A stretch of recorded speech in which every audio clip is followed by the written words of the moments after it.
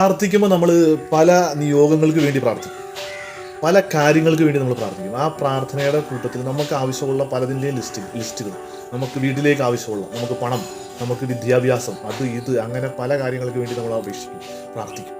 പക്ഷെ അതിൻ്റെ ഇടയിൽ വിവേകത്തിന് വേണ്ടി നമ്മൾ പ്രാർത്ഥിക്കാറുണ്ട്. കൃത്യമായ നല്ല തീരുമാനങ്ങൾ എടുക്കാനുള്ള അനുഗ്രഹത്തിന് വേണ്ടി, നല്ല രീതിയിൽ കാര്യങ്ങൾ മനസ്സിലാക്കാനുള്ള പരിശുദ്ധാത്മാവിൻ്റെ ജ്ഞാനത്തിന് വേണ്ടി ആ പ്രാർത്ഥന പ്രാർത്ഥിച്ച ആളുടെ പേരാണ് സോളമൻ രാജാവ് എന്ന് പറയുന്നത്. അതാണ് ഇന്നത്തെ വചനം എന്ന് പറയുന്നത്. ഈ മഹാജനത്തെ ഭരിക്കാൻ ആർക്ക് കഴിയും? ആകയാൽ നന്മയും തിന്മയും വിവേചിച്ചറിഞ്ഞ് അങ്ങയുടെ ജനത്തെ ഭരിക്കാൻ പോരുന്ന വിവേകം ഈ ദാസനെ നൽകിയാൽ, വിവേകം മറ്റെന്ത് കിട്ടിയിട്ടും ഇതില്ലെങ്കിലുണ്ടല്ല, പിന്നെ കിട്ടിയതൊന്നും നമുക്ക് ഉപയോഗിക്കാൻ പറ്റിയാൽ, പരിശുദ്ധാത്മാവ് തരുന്ന ഈ ജ്ഞാനം നമുക്കുണ്ടെങ്കിലേ നമുക്കുള്ളത് നമുക്ക് മര്യാദയ്ക്ക് ഉപയോഗിക്കാൻ പറ്റൂ.